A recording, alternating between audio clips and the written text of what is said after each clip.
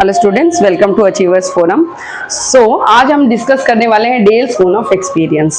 ये बहुत ही इंटरेस्टिंग और इम्पॉर्टेंट टॉपिक है टीचिंग एप्टीट्यूड से।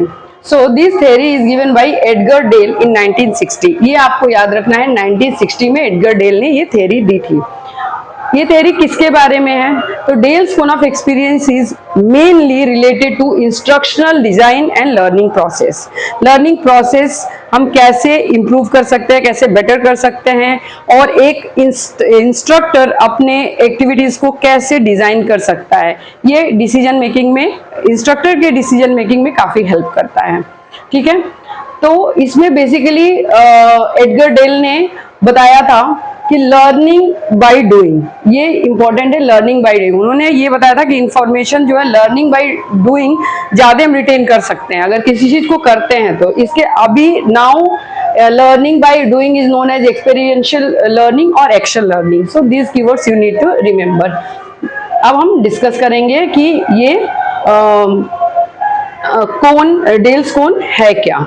ठीक है, तो इसमें बेसिकली हम जैसे जैसे कोन में नीचे आएंगे वैसे वैसे लर्निंग हमारी बढ़ती जाती है। ठीक है, तो सबसे पहले जैसे हम कोई टेक्स्ट रीड करते हैं, जस्ट रीडिंग से हम कितना रिटेन कर पाते हैं, तो जब हम कोई इंफॉर्मेशन जस्ट रीड करते हैं तो हम ओनली 10% ही रिटेन कर पाते हैं। ठीक है, अगर उसको किसी लेक्चर को सुनते हैं, यहाँ पर रीडिंग में कुछ राइटिंग नहीं है, कुछ नहीं है, जस्ट रीडिंग है, तो 10% रिटेन होता है। लिसनिंग टू लेक्चर्स, तो जब हम सुनते हैं तो हम उसका 20% रिटेन कर पाते हैं। ठीक है, now third comes watch still pictures, watch moving pictures. तो जब हम देखते हैं तब हम उसका 30, मतलब किसी चीज को हम देख भी रहे हैं तो या मूविंग पिक्चर हो या स्टिल पिक्चर हो, तो हम 30% रिटेन कर लेते हैं। नाउ कम्स जब हमारा हम उस व्यू, एग्जिबिट, वॉच, डेमोन्स्ट्रेशन, मतलब हम किसी चीज को देख भी रहे हैं और सुन भी रहे हैं। ठीक है, उसका एक डेमोन्स्ट्रेशन देख रहे हैं, तब हम थोड़ा हमारा रिटेंशन बढ़ जाता है, लाइक हम 50% तक रिटेन कर पाते हैं।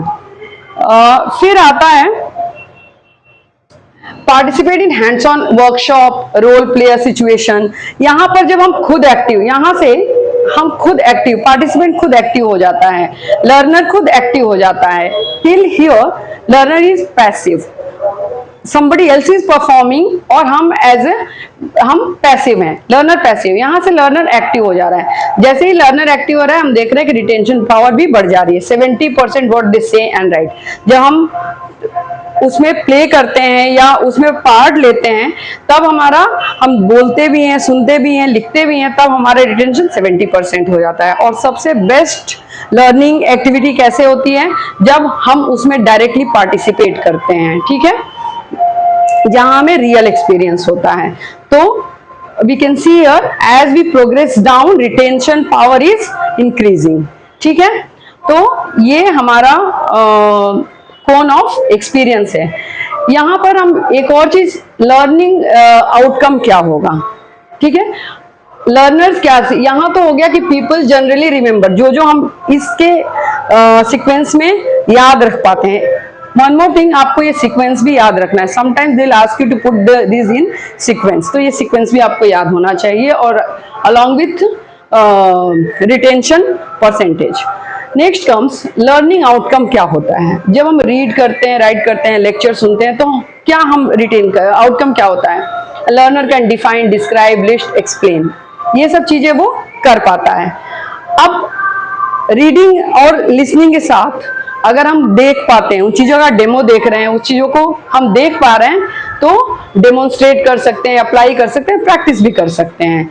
लेकिन जब हम इस पार्ट में आते हैं, एक्टिव पार्ट में, जहां पर हमें हैंड्स ऑन एक्सपीरियंस होता है, हम चीजों को करके, खुद करके देखते हैं, तो क्या होता है? That time it's concrete knowledge. हम एनालाइज करते हैं, चीजों को डिजाइन करते हैं, क्रिएट करते हैं, इवेल्युएट करते हैं। तो हम देख सकते हैं कि यहाँ बेस्ट लर्निंग एक्टिविटीज क्या होनी चाहिए? डायरेक्ट, जो हम उसमें इन्वॉल्व होके करके देखते हैं, वहां से हमें सबसे ज्यादा लर्निंग आउटकम होता है। इसमें से क्वेश्चंस आते हैं, हमेशा पूछे जाते हैं इसके क्वेश्चंस, और कीवर्ड्स के साथ और सीक्वेंस के साथ इसको आपको याद रखना है। और मुझे लगता है कि डेल्स का जो थ्योरी है ये इंस्ट्रक्टर, टीचर्स, एडुकेटर के लिए तो है ही यूजफुल, ये पेरेंट्स के लिए भी यूजफुल है कि हम किसी चीज को कैसे सिखा सकते हैं बच्चों को और कैसे उस चीजों को वो लोग याद रख सकते हैं। Thank you.